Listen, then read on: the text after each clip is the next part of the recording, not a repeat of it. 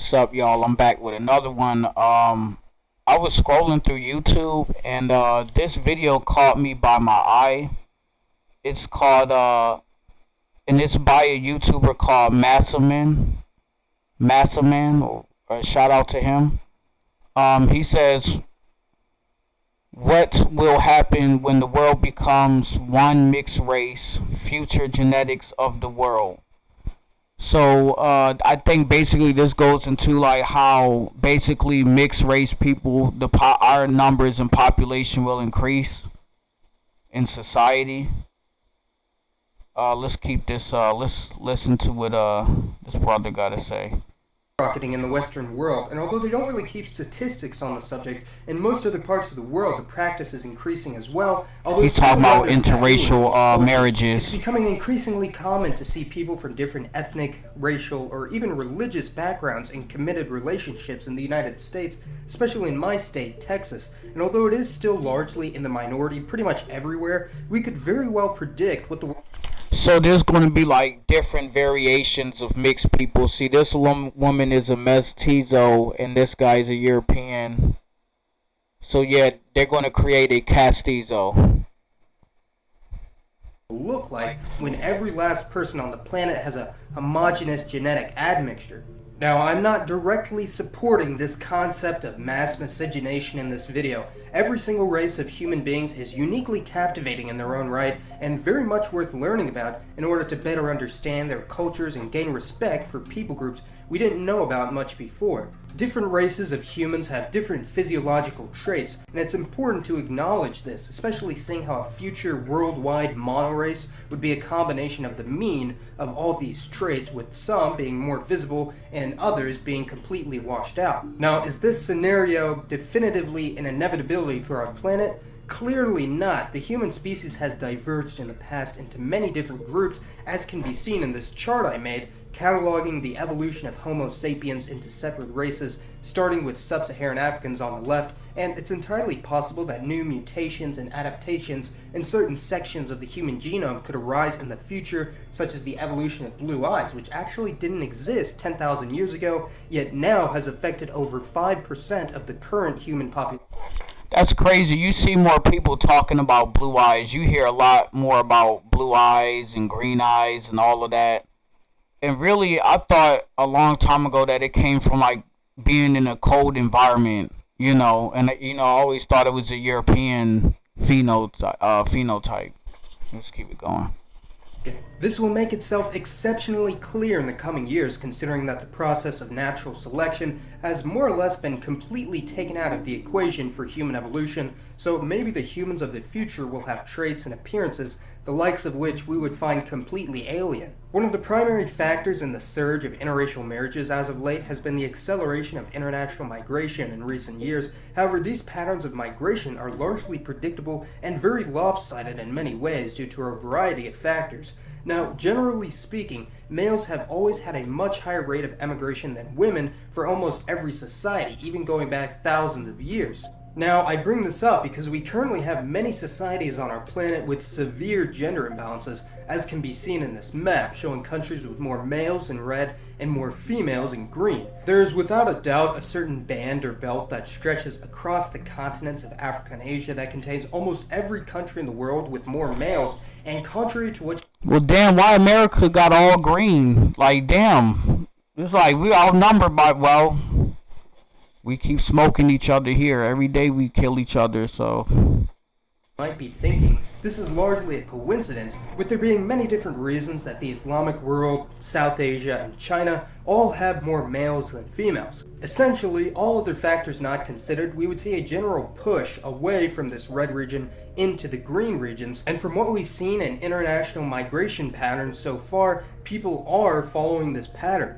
People are moving in large numbers from North Africa and the Middle East into Europe at an unprecedented rate, and I know people have their opinions about that, along with parts of sub-Saharan Africa to a lesser extent, and people are also moving in massive waves of migrants from East and South Asia to Southeast Asia, which already has... So he's basically saying like different cultures and nationalities of people like Africans and like Arabs and stuff, they're going to different regions and stuff like that. And basically he's saying like in different continents, like there's mixed breeding going on there too. That's why I say like we have numbers, we have a big population now already, because there are a lot of mixed people in different continents as well besides the USA. And basically like he's probably breaking down like it's gonna be more mixed numbers out in the other continents as well. Established communities of both, and also further down south to Oceania, especially Australia and New Zealand. East and South Asians will also be heading to sub-Saharan Africa in large numbers, most likely in the tens of millions. I heard This about can that. currently be seen in the small but rapidly growing Asian communities of I heard about that. There's Asians coming to Africa and they're like doing construction like this in the video, and I heard something about they were breeding with African women and having mixed race Blasian babies. Southern and East Africa.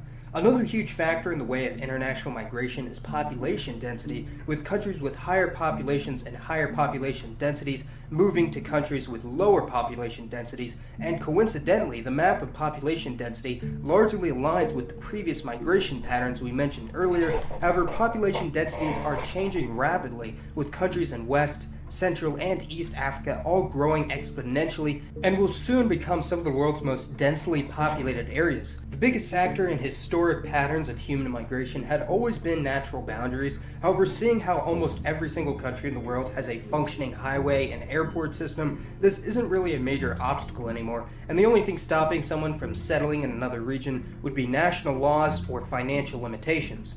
We can get a good idea for what the average human being for each region of the world would look like by averaging their total gene pool. For instance, If you look at them, they look mixed already. If you look at their eyebrows and eyes, they look mixed already. Hispanic American countries from both North and South America, if we were to take every single person and divide by their most basic racial makeup, the gene pool would look something like this, with European and Native American DNA being predominant, seeing how mestizos, Europeans and Native Americans, are the dominant racial groups in Hispanic America. By doing the same for both Brazil and the Guyanas, we would see a bit higher European contribution and a much higher African makeup, while Native American DNA decreases significantly. If we were to break down Canada and the United States, the gene pool would be over 3/4 European in origin, 9% African, 5% Native American, and smaller percentages for other groups. This would mean that if the United States were to become entirely mixed with an even racial makeup for every single citizen, Americans would still look overwhelmingly European, as can be seen. Hold on, y'all. There is a myth that the average American will look like this in the 100 years. I'm sorry, y'all. I'm a little off. A perfect blend of every race. So, like, okay, so this ain't the first time I heard this myth before. Somebody was saying that the world was going to come to this. I heard that a couple Americans times. would still look overwhelmingly European, as can be seen in Costa Ricans, who are also around 75% European on average. This will probably change in the future as more mestizos of mixed European and Native American DNA and more East Asians come pouring into the United States, but by the turn of this century, the American gene pool. Now, he just showed a mulatto, sub-Saharan African European. That's like some mulatto stuff going on right there. To the United States, but by the turn of this century, the American gene pool will still be over 2/3 European. However, further past this point is difficult to predict, but it can be expected that if the makeup of the planet were to become entirely homogeneous, there's a lot of migration people from Asia mixed with European. Hold on, let me call you back right quick.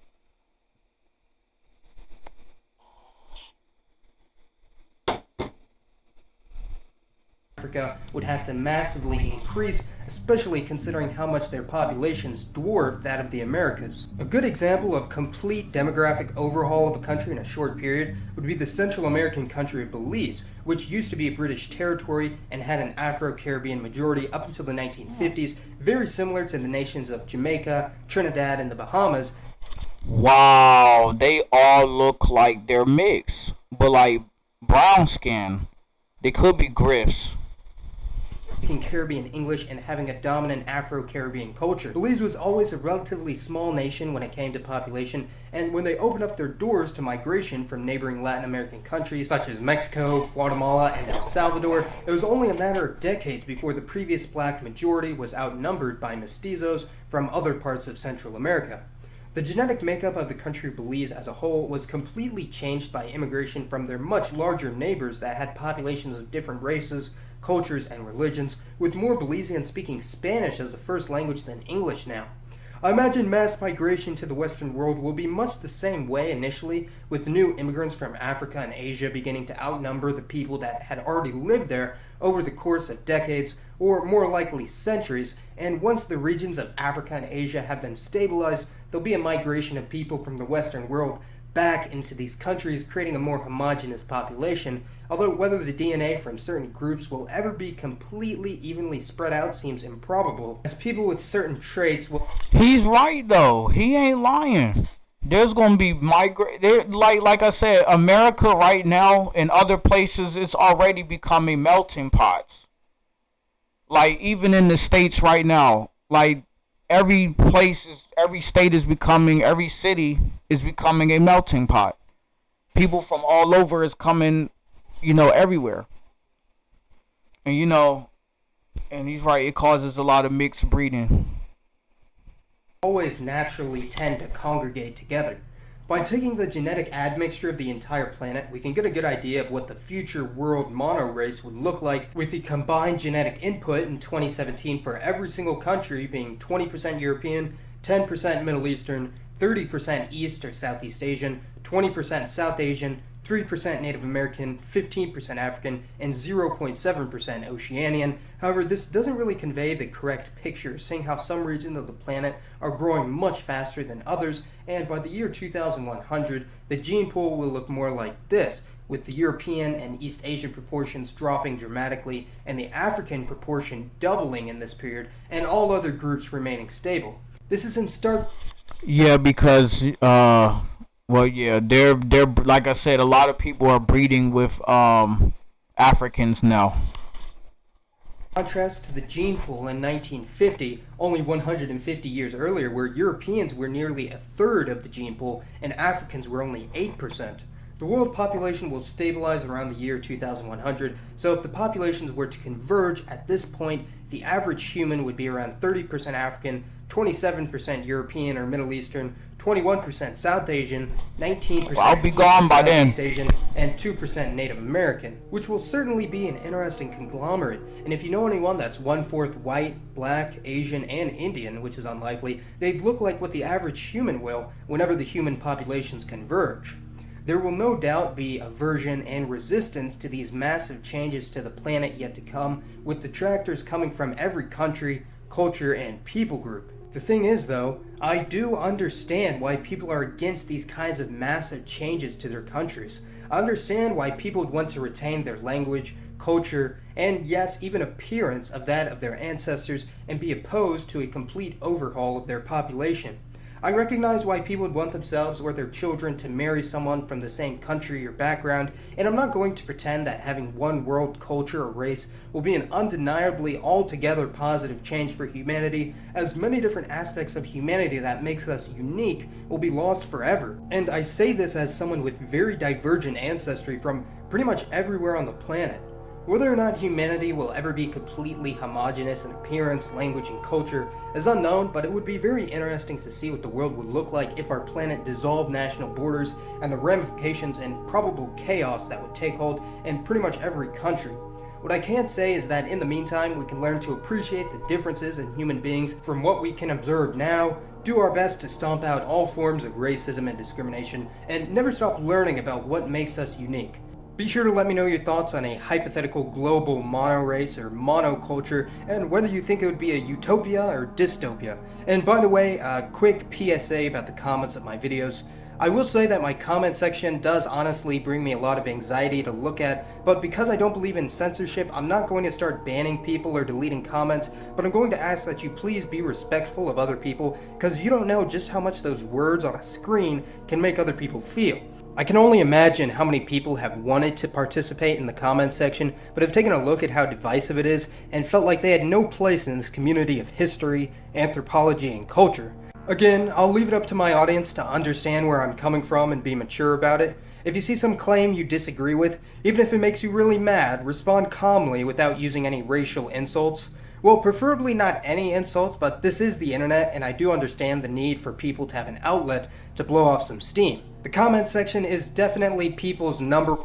Alright, so, yeah, I know about that. People be talking, mad crap in the comments. But this is how I feel. I feel like, yeah, with a lot of mixed breeding going on, and a lot of people, like, a lot of statistics will state this, like, later on down the line, like, within the next century, like, our numbers will increase, like, worldwide. Like, you'll have, like, how they made different systems for us, like mulattoes, griffs, quadroons, octoroons, mestizos and castizos and all of that. So they come up with all these different classifications, but you're going to have people who's African and Asian, who's African and European, who's Arab and Chinese, who's Hispanic, Mestizo and Asian. Like, it's going to be so many different admixtures. But, yeah, and I also feel like, the world will become a better place because, it's a lot of craziness. You don't hear too much about mixed people. Like, I mean, yeah, we will crash out and do crazy stuff, so, like, here and there sometimes, but we don't do it, like, every day. Like, every time you turn on the news or you look up something that happened, it's always something that a monoracial person is doing. So, yeah, I do feel like the world would be a better place, too, as well. Shout out to Massive Man. I appreciate you for making this video, brother. This meant a lot to me, man. Shout out to him, and y'all tune in for the next video.